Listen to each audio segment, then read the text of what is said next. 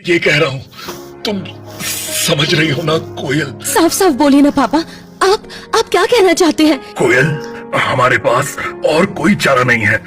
तुम्हें मोहित रायजादा के साथ समझौता करना ही पड़ेगा।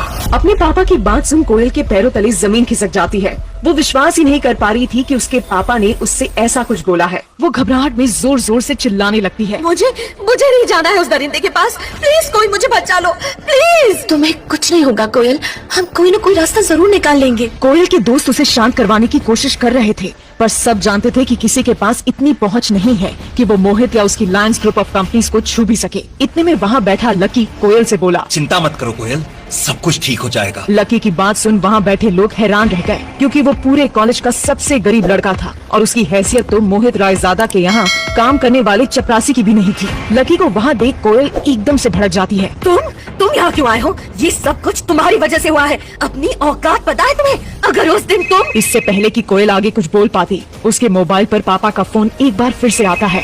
कोयल बेटा, ये लकी कौन है? जानने के लिए अभी इस चैनल को सब्सक्राइब करें।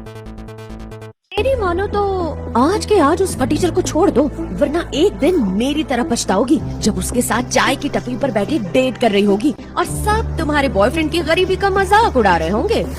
डिम्पल, जो लकी की एक्स गर्लफ्रेंड थी, उससे बेहद नफरत करती थी और लकी की नई गर्लफ्रेंड राधिका को भड़काकर उससे अलग करना चाहती थी। सोच, जो लड़का मुझे कभी चाय की टपरी से आगे कहीं डेट पर नहीं ले गया, वो अचानक तुझे 5 स्टार होटल में कैसे लेकर जा सकता है? मुझे तो लगता है उसने कोई बड़ा हाथ मारा है। नहीं डिम्पल, जरूर तुम्हें लकी को पहचानने में कोई गलती हुई है। वो गरीब जरूर है, लेकिन कभी कोई गलत काम नहीं कर सकता।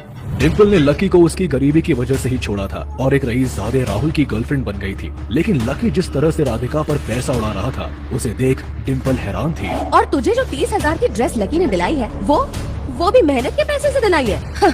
या तो मैं बेवकूफ हूँ या तू। मुझे तो लगता है कॉलेज की 20 लाख की चोरी में भी उसी का हाथ है।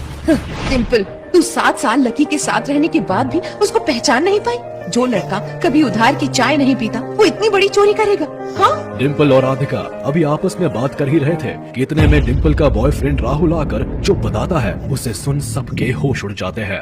डिम्पल सुना, लकी ने कबूल कर लिया है कि कॉलेज के 30 लाख रुपए उसी ने चुराए हैं। बस थोड़ी देर में पुलिस आती होगी लकी को लेने। सुना तूने अपने लकी का सच? ये नहीं हो सकता। लकी 20 लाख रुपए चोरी करके क्या करेगा? उसके लिए 20 लाख तो क्या, 20 करोड़ भी कुछ नहीं है।